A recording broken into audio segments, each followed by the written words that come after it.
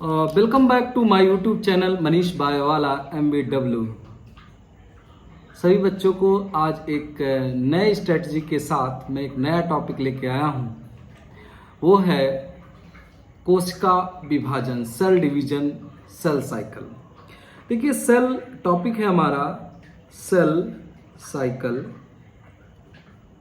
Cell division, ये हमारा topic है। अब हम बात कर लेते हैं कि सेल साइकिल क्या होती है। देखिए, सेल साइकिल का मतलब होता है कि सेल क्या करती है, एक कंप्लीट अपनी लाइफ साइकिल पूरा करती है जब वो अपनी डॉटर सेल्स का प्रोडक्शन कर लेती है। डॉटर सेल का जो प्रोडक्शन होता है वो एक बहुत ही इम्पॉर्टेंट प्रोसेस है लिविंग बीइंग में। यानी कि एक सेल डिवाइड करके अपनी 2 डॉटर सेल्स बनाए, ठीक है, तो वो आपका सेल साइकिल के अंतर्गत आता है। लेकिन बात हम ये करते हैं कि क्या ये एक बहुत ही सिंपल प्रोसेस है? नहीं डियर स्टूडेंट, ये एक सिंपल प्रोसेस नहीं है। इसमें बहुत सारे ऐसे इवेंट्स होते हैं जो इम्पॉर्टेंट हैं और इसमें 2 मेन इवेंट्स हैं। अगर हम बात करें कि कौन कौन से ऐसे इंपॉर्टेंट इवेंट्स हैं, इसमें 2 मेन इवेंट्स हैं। एक है सेल ग्रोथ, सेल ग्रोथ करती है, और दूसरा क्या करती है, डीएनए डुप्लीकेशन। डीएनए का डुप्लीकेशन होना और सेल ग्रोथ करना ये इम्पॉर्टेंट फीचर है।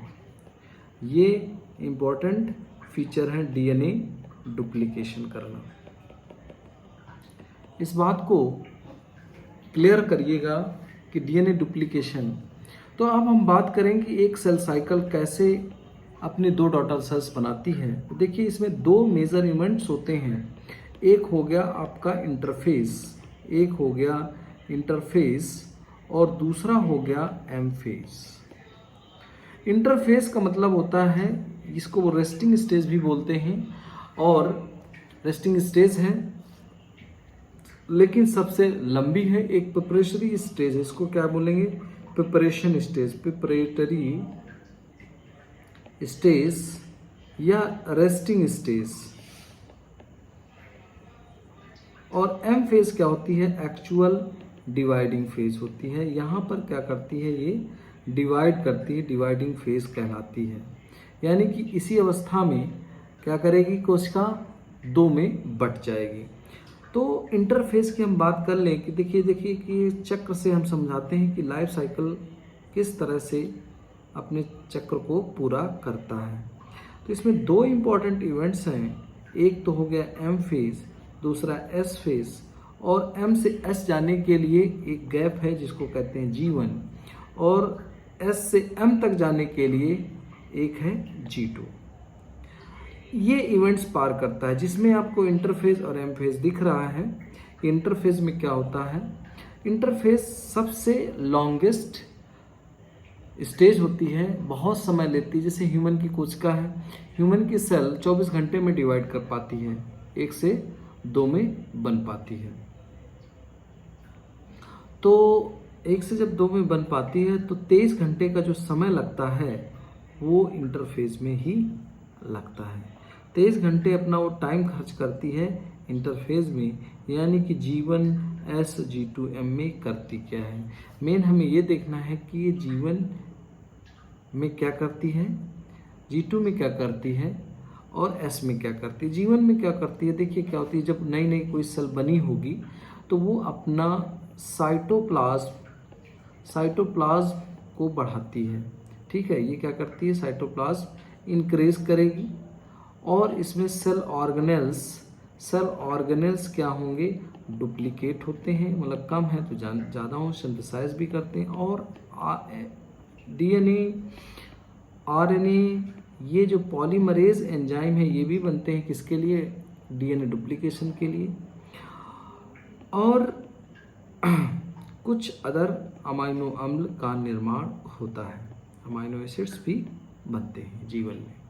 एक और बहुत ही इम्पॉर्टेंट स्टेज ये है कि जब डॉटर सेल्स बनी, यहाँ पर आई, M के बाद, तो उसमें आगे ये विभाजित करे कि ना करे। अगर ये विभाजित करेगी तो जाहिर सी बात है G1 को पार करके S में जाएगी, S से G2 में जाएगी, फिर से M में जाके डिवाइड हो जाएगी। लेकिन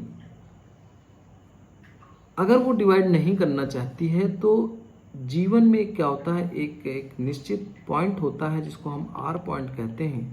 इस R पॉइंट तक आती है सेल, यानी कि यहाँ पर वो अपना पूरा कंटेंट अपना मैच्योर कर लेती है और यहीं से क्या हो जाती है, टर्मिनेट हो जाती है, यानी कि वो आगे नहीं जाएगी, जिसको हम कहते हैं G0 स्टेज, यानी कि क्विसेंट स्टेज होते हैं।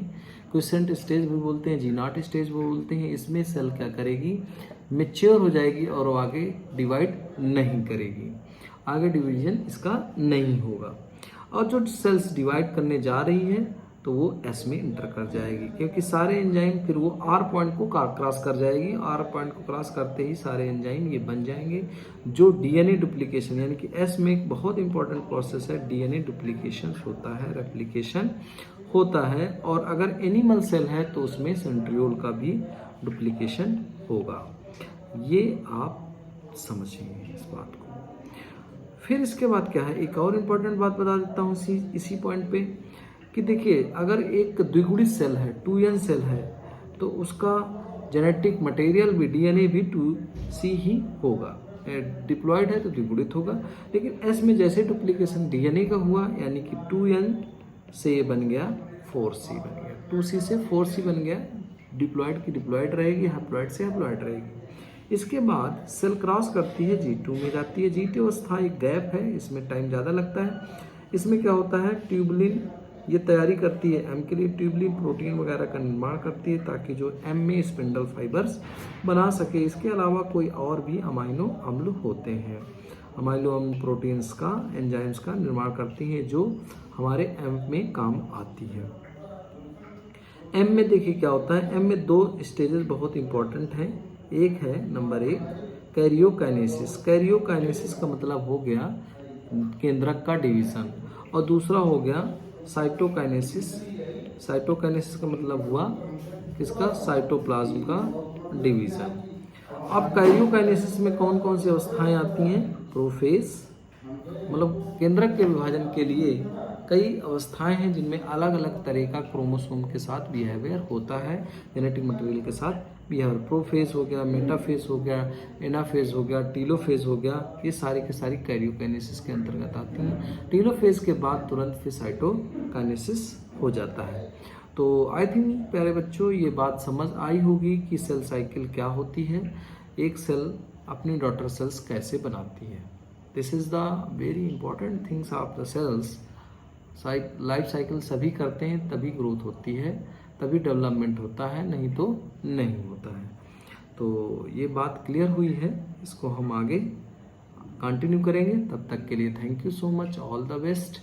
और ये सिर्फ एक ट्रायल था, ताकि मैं देखना चाहता था कि कैसा इसमें परफॉर्मेंस आएगा, और आई होप ये बात सबको समझ आए। Thank you so much.